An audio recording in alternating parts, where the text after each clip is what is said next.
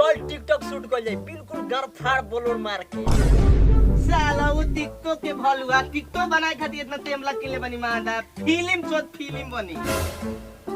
सार तूने फिल्म का इल्म बा ए साला वो इल्म बतिया तो बालका बलका हीरो बजा तो देनी हो। चल चल ढेर मत ढके आगे देखा जा। सारो हो देख कितना भीड़ लागल बा लागत कोनो में हीरो आइल बड़। चल चल हीरो लगे जाए हम हीरो ही लगे तो जाए हम तो मेहरबान कदरदान और मेरे भाईजान, तो आपके सामने होने वाला एक जबरदस्त का प्रोग्राम जो कि एक खूबसूरत ब्रांड। तो चलिए शुरू करते हैं।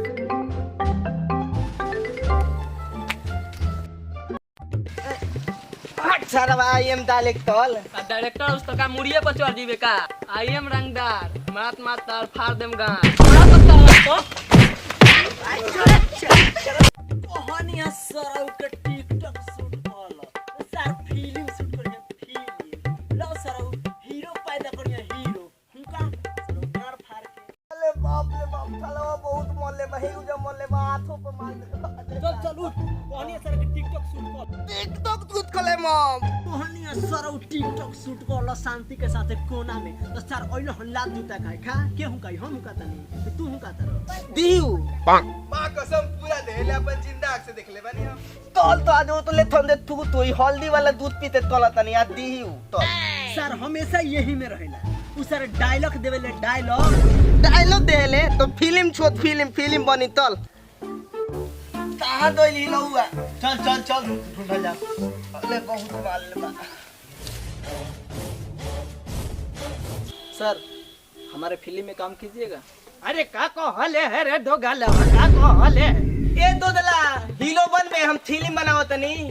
अरे तू फिल्म बनावत रो हम ताजमहल बनवावत नहीं। तो सारा आउट बार का दो गला बा चल फिल्म में मजा रे दोगला फिल्म बनइबे अरे कोई बात फिल्म बिल्कुल पारिवारिक फिल्म। अरे सराउ बहुत रो पारिवारिक बनावे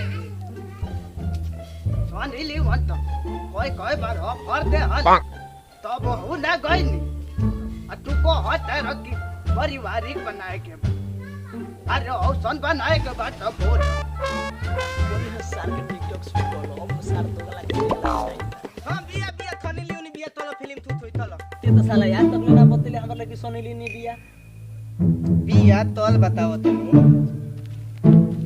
अरे छमिया ऊपर से नीचे आ जा नहीं तो मैं को खा लूंगी। ए बोले अरे सराउ पहले अपन ठोकर हटाओ सही तबे तो ही अनहार तहे आओ हेंगा ना ताला कहे दे बनू कि थमिया ऊपर से नीचे आएगी तो दोबल खिलाऊंगा थाऊंगा नहीं। फिर बाबा अरे छमी मतवा से नीचे आ जाओ तो मैं को खा लूंगी। जियो Too many thoughts on my mind, I can't sleep at night, so I just keep.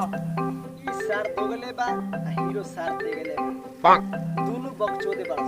रुको सो हम बताओ ओए रुको सो एंगा ना हम बताओ ए तुम्हारी नाम का है। गोपचन का कहत बाबू गोपचंद तुम्हें ऐसे करना है छत पे दो लड़की की माँ है और उससे बोलना है मेरी जान तुम नीचे आ जाओ मैं तुमसे शादी करूंगा शादी। अरे हम बिया हुआ ना करे एगो हमार लोई का बाटे एक एगो मेहरा रुके एक लौटा भटार बात हम ना करे हम जाता अले तू दुखे रह हमार मेहरा रु पूरा गांव भर के खुश क के रखे ले ये बतिया थात लगा सुनले तो हम ओह नो साला पूरा दाव ते थूत लगतिया हमरो ते दीत नु तो का तो ही सर दो गला यही सब में रहेला हमेशा भाग तो गई अब शूट के गई बोला गोपचंद के ए गोपचंद ए तू ना एने आवा अरे सरौ सोनीली वन को हटा सोनीली वन ए सोनीली वन तू भी हन के भैंस लिया के देखावत को हटा फिल्म बनावे हम फिल्म मोलिम ना बने बिया हो करे के को हटा ए लुता फोन तला तनी बोलावा तनी थनी लियो नी ते लुता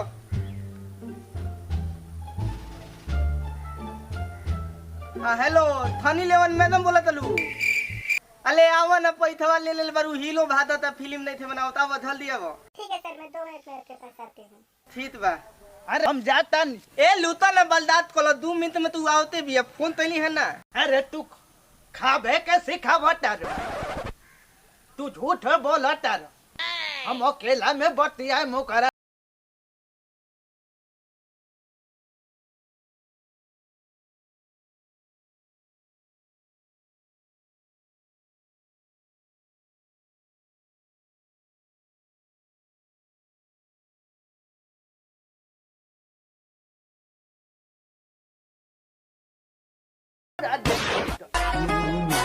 हेलो गाइस, अगर हमारा वीडियो आप लोग को अच्छा लगता हो तो हमारे वीडियो को लाइक करें, कमेंट करें और शेयर करें और चैनल को सब्सक्राइब करना ना भूलें और बेल आइकन को जरूर दबाएं। तो हमारे SDR चैनल पे आप लगे रहें और अगला वीडियो के लिए इंतजार करें।